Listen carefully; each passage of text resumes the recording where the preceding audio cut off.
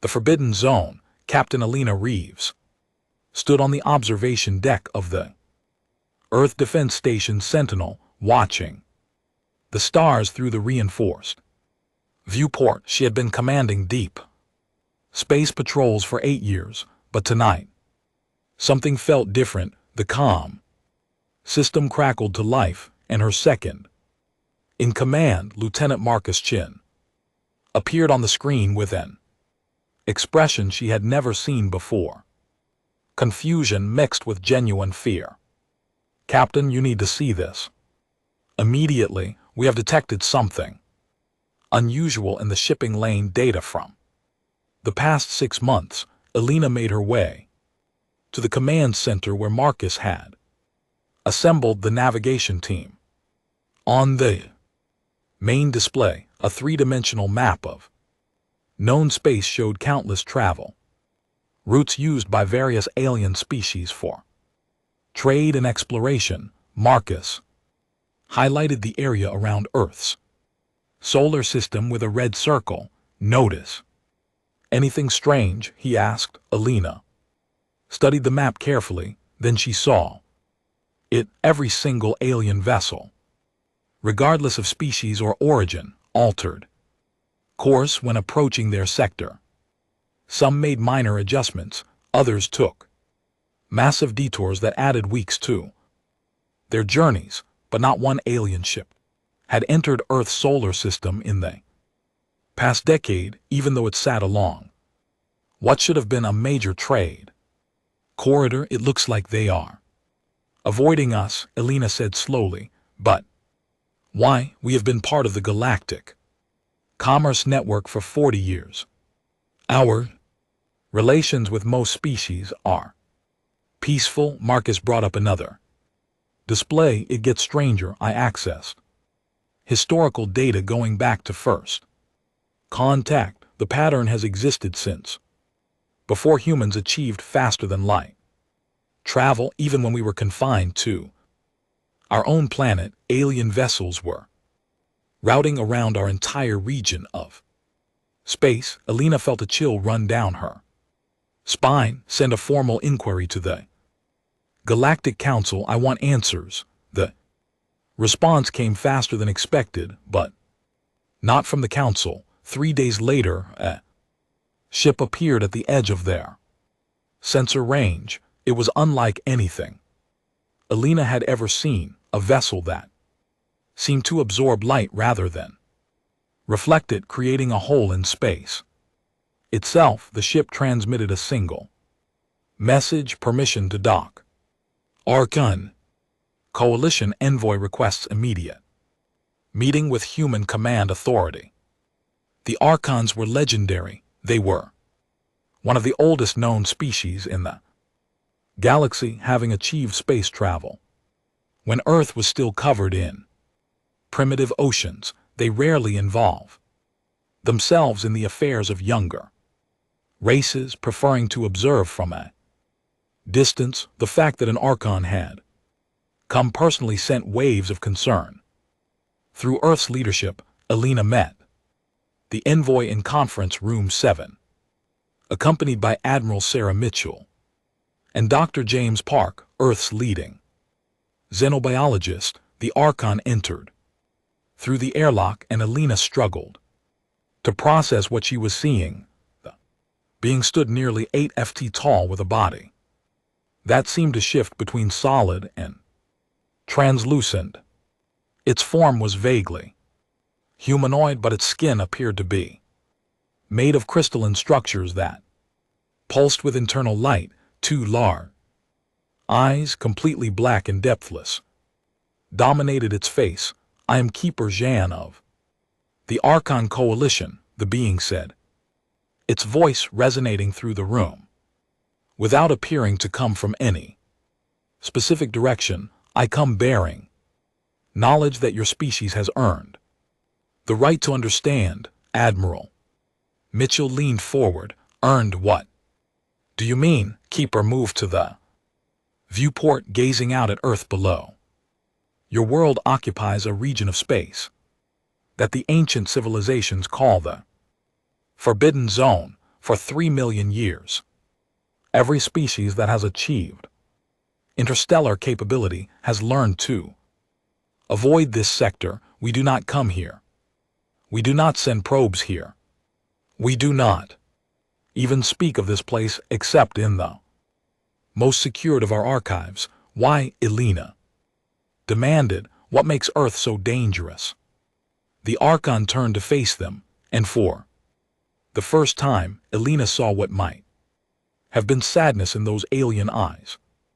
Because beneath your planet's surface, sealed within the planetary core itself, there is something that should never be released. Your world is not simply a planet, Captain Reeves, it is a prison. And humanity, whether you knew it or not, serves as its wardens. The room fell silent. Dr. Park was the first to speak, his voice barely above a whisper. That's impossible. We have studied Earth's core extensively. Our geological surveys show nothing unusual. Keeper ZH made a gesture, and a holographic display materialized in the center of the room.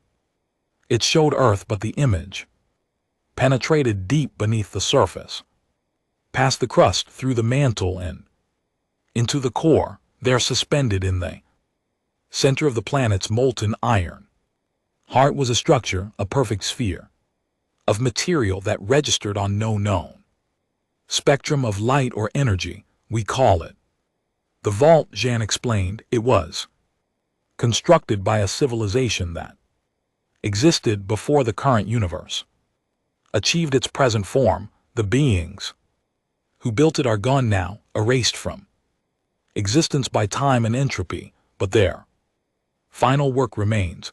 Inside this vault is an entity that cannot be allowed to escape. Elena stared at the image, her mind racing. What kind of entity? We do not have a name for it in any language your species would understand. In our oldest texts, it is described only as the Unmaker. It is not alive in any conventional sense, but it is conscious.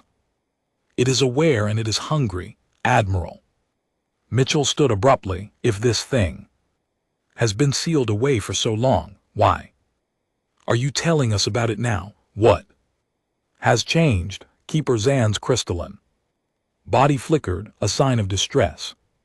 Because the vault is failing, the seals that have held for Ian are beginning to weaken, and we have discovered something remarkable, something that terrifies and amazes us in equal measure. The hologram changed, showing streams of energy flowing from the surface of Earth down into the vault. The energy was color-coded, and Elena realized with growing shock that it corresponded to human population centers. Every city, every town, every settlement was generating this mysterious energy. Humanity generates a specific type of quantum resonance through your neural activity, Jean continued. Your thoughts, your emotions, your very consciousness produces a field that reinforces the vault's containment. When humans first evolved on this planet 200,000 years ago, the vault was already weakening. Your appearance was not coincidence, some force in the universe arranged for intelligent life to develop here, specifically to serve as living reinforcement for the prison. Dr. Park looked like he might be sick. You are saying humanity exists only to be jailers for some cosmic horror? No, Jean said firmly. I am saying you were designed for that purpose, but you have become far more. That is why I am here, to warn you that the vault's degradation is accelerating. Within 10 years, possibly less, the seals will fail completely. When that happens, the entity inside will be free, and if that occurs, it will not simply destroy Earth, it will unmake reality itself, spreading outward like a cancer until nothing exists. Alina felt the weight of the revelation crushing down on her. Then what are we supposed to do? How do we stop it? That is the question we have been asking for 1,000 years. Jeanne replied, every attempt to reinforce the vault from the outside has failed. The only thing that has kept it stable is the presence of humanity. Your species generates more containment energy per individual than any other form of intelligent life we have ever encountered. But you are not enough. Entity grows stronger while the vault grows weaker. Admiral Mitchell's jaw tightened. Then we need to understand what we are dealing with. Can we access the vault? Study it. Keeper Jeanne hesitated, and Alina realized the ancient being was afraid. There are installations, structures built around access points to the vault that predate human civilization.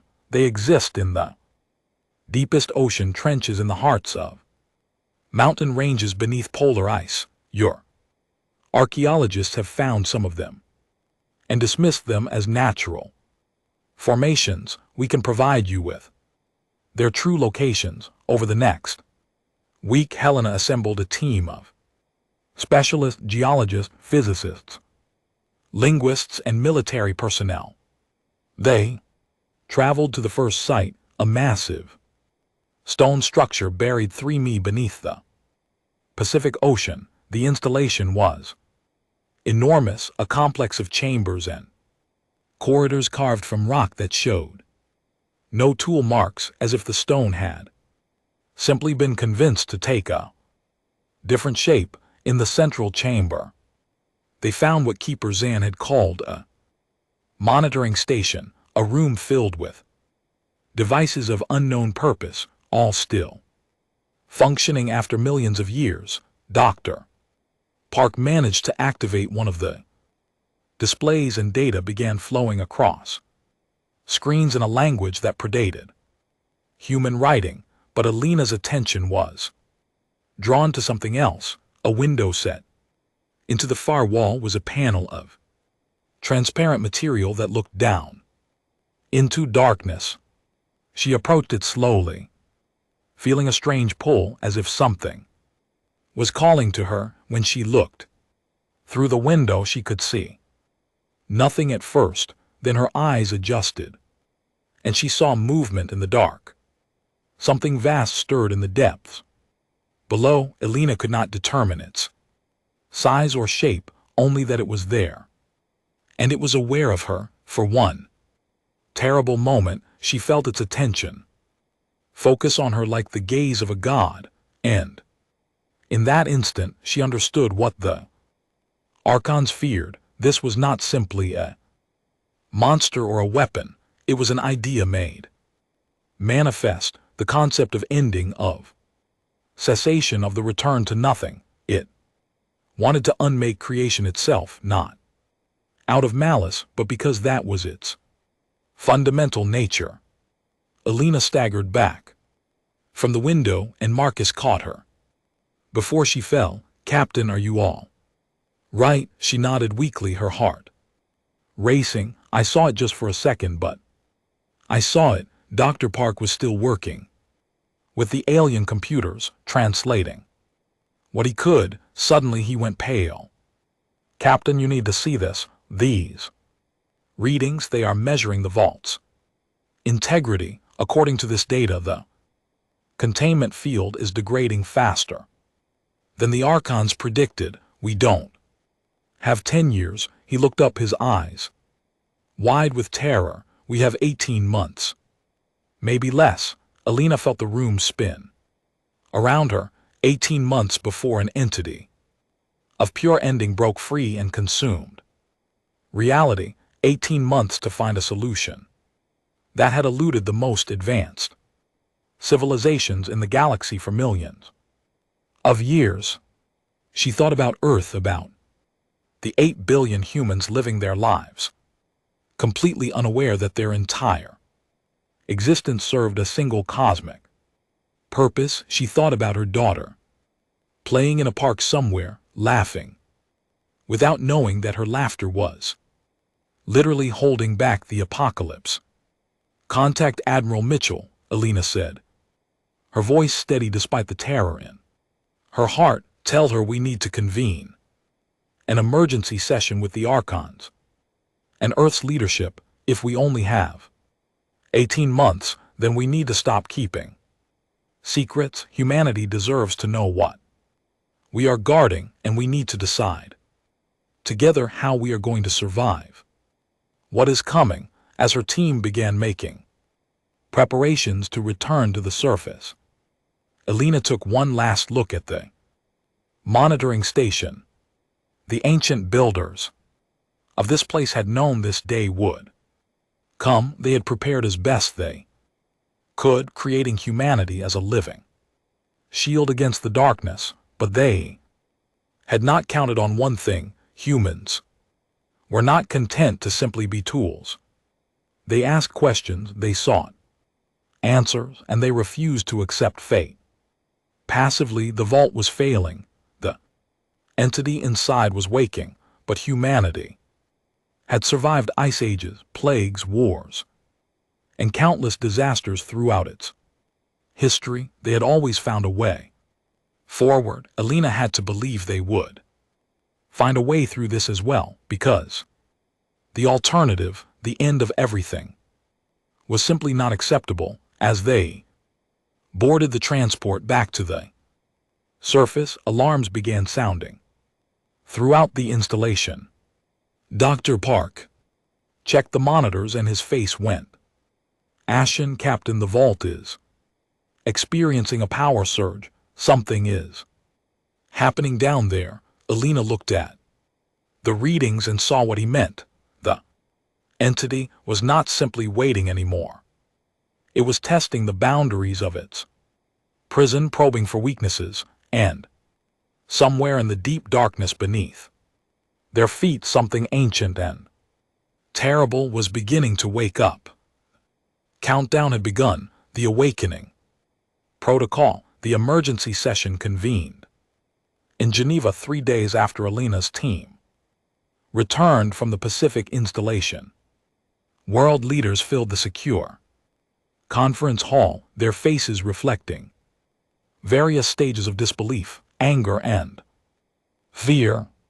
Keeper Jean stood at the center podium, projected holographically so that every person in the room could see the ancient being clearly. Admiral Mitchell sat beside Alina, both of them exhausted from 72 hours of non-stop briefings and preparations. The president of the United Earth Coalition, Catherine West, addressed the assembly. "Ladies and gentlemen, what you are about to hear will fundamentally change our understanding of humanity's place in the universe. I ask that you hold your questions until Keeper Jean has finished the full briefing. For the next hour, Jean explained everything: the vault, the entity, the purpose of humanity's existence. The room remained eerily silent throughout. When the Archon finished, that silence stretched for several long moments before chaos erupted. Delegates shouted questions and accusations. Some demanded proof, others called for immediate evacuation of Earth, though Jean quickly explained that would be pointless. If the vault failed, nowhere in the universe would be safe. Dr. Park took the podium next, presenting the scientific data his team had gathered. "We have analyzed the energy signatures that human consciousness produces," he explained, bringing up complex graphs and charts. "Every thought, every emotion, every firing of neurons in every human brain generates a specific quantum field. This field resonates at a frequency that perfectly counteracts the degradation of the vault's containment system." Delegate from the Asian Federation raised her hand. "Are you saying our thoughts are literally holding back this entity?" More than just thoughts, Doctor. Park replied, emotions are the key. The stronger the emotion, the more powerful. The reinforcement effect, joy, fear, love, anger, all of these generate massive amounts of stabilizing energy. This is why human population growth over the past centuries has been so crucial. More humans mean more emotional energy, which means stronger containment. Alina watched as the implications settled over the crowd. A scientist from the European Council spoke up. Then what happens if we try to suppress emotions? What if fear causes people to become emotionally numb? Then the vault fails faster. Jean answered gravely, this is what we have observed with other species that were placed as guardians on different prison worlds throughout the galaxy.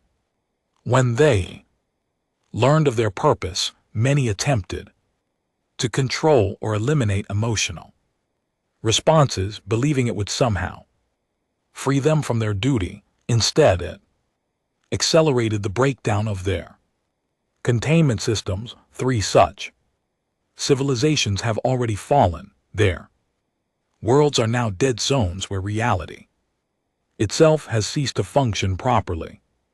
President West leaned forward. So we need people to keep feeling, keep living, keep being human. But how do we tell 8 billion people that their entire existence is a cosmic accident designed to imprison an entity that wants to destroy everything? How do we prevent mass panic? You don't tell them everything, said a new voice. Everyone turned to see a woman entering the chamber flanked by security.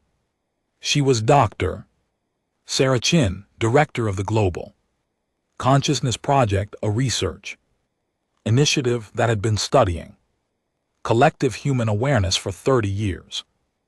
Or rather, you tell them the truth, but you frame it differently. She approached the podium, and President West nodded for her to continue. For decades, my team has been studying what happens when large groups of humans focus their attention on the same thing during major global events, natural disasters, celebrations, moments of collective grief or joy. We detect measurable changes in random number generators placed around the world. Human consciousness, when unified, creates observable effects on physical reality.